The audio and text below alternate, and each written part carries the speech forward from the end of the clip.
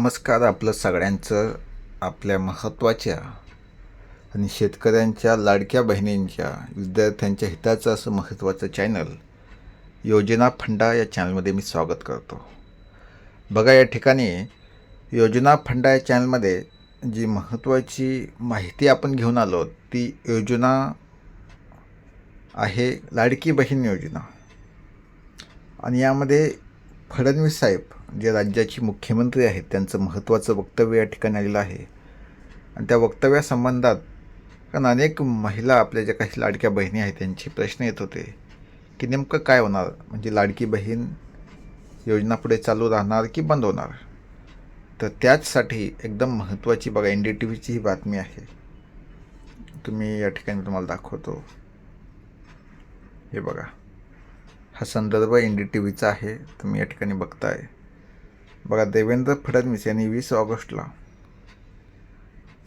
लाडकी बहीण योजनेबाबत एक मोठं वक्तव्य केलं की KYC आणि पडताळणीनंतर सुमारे 1,65,00,000 महिला या पात्र ठरल्यात आणि अपात्र आणि बेकायदेशीर पद्धतीने लाभ घेणाऱ्यावर कारवाई केली जाईल असं त्यांनी सांगितलं. आणि त्याबरोबर त्यांनी सांगितलं की ही योजना बंद केली जाणार नाही. बघा, हे बघा, पात्र महिलांना लाभ सुरू राहणार असल्याचे त्यांनी स्पष्टपणे केलेलं आहे. आणि हे वक्तव्य राष्ट्रीय माध्यमावर सुद्धा स्पष्टपणे आलेलं आहे, त्यामुळे टेन्शन घ्यायची गरज नाही. आता 1500 हप्ता काय, तर महाराष्ट्र शासनाच्या अधिकृत पोर्टलनुसार पात्र महिलांना दरमहा 1500 मिळतात. हे सगळ्यांना माहीत आहे. DBT म्हणजे डायरेक्ट आपल्या बेनिफिट ट्रान्सफर, म्हणजे डायरेक्ट आपल्या अकाउंटमध्ये ते जमा होतात. आता विषय असा आहे की जुलै महिन्याचे अजून आलेले नाहीत आणि ऑगस्टचे, म्हणजे असे एकत्र मिळणार का अशी चर्चासुद्धा आहे.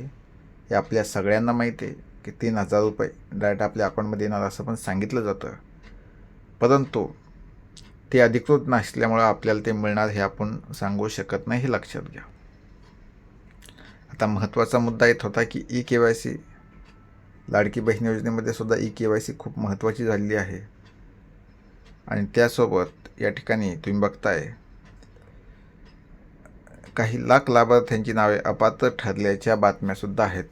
त्यामुळे सगळ्यांनाच 1500 मिळणार असे न म्हणता फक्त लाभार्थ्यांना मिळणार हे लक्षात घेणं असं ChatGPT मार्फत महत्त्वाची बातमी आहे. पण ते गोष्ट लक्षात घ्या की स्वतः फडणवीस साहेबांना, देवेंद्र फडणवीस यांनी सांगितलं आहे की लाडकी बहीण योजना ही चालूच राहणार आहे. दुसरा विषय म्हणजे ज्या लाडक्या बहिणींनी KYC कंप्लीट केलेली आहे अशा सगळ्यांना या ठिकाणी पैसे हे डायरेक्ट बेनिफिट ट्रान्सफर होणार आहेत, त्यामुळे अडचण नाही.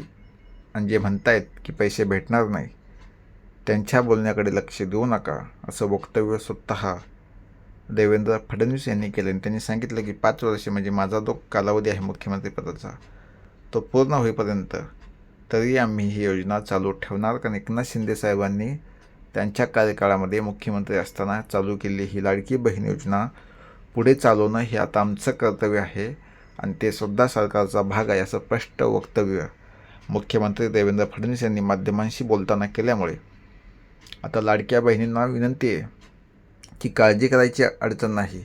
ठीक आहे, 1-2 दिवस लेट होईल, मान्य आहे, कारण सरकारकडे पैसा असतोच, परंतु सगळं नियोजन करावं लागतं.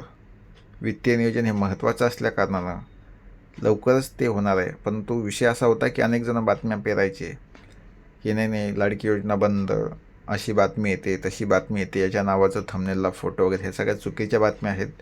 लाडकी बहीण योजना अजूनही बंद झालेली नाही. आणि जर बंद झाली असती तर त्या बाबतीत फडणवीस यांनी स्पष्टपणे सांगितलं असतं, पण मुख्यमंत्री साहेबांनी तसं काही सांगितलेलं नाही. त्यांनी उलट स्पष्ट सांगितलं की ही योजना चालूच राहणार आहे. आणि त्यामुळे योजनेबाबत जे काही संभ्रम तयार केले जात आहेत, यूट्यूबमार्फत असू द्या, वेगवेगळ्या खोट्या न्यूजमार्फत असू द्या, हे चुकीचं आहे. आणि लाडक्या बहिणींनीसुद्धा निश्चिंत होऊन येणाऱ्या 4 ते 5 दिवसामध्ये नक्कीच पहिले 1500सुद्धा येऊ शकतात सोबतीनं, म्हणजे असे 3,000सुद्धा येण्याची शक्यता आहे, ती वर्तवण्यात येते, परंतु फिक्स आपण सांगू शकत नसल्यामुळं. परंतु एक महत्त्वाचा विषय की लाडकी बहीण योजना बंद झालेली नाही आणि लवकरच पैसे येतील. जय हिंद, जय महाराष्ट्र.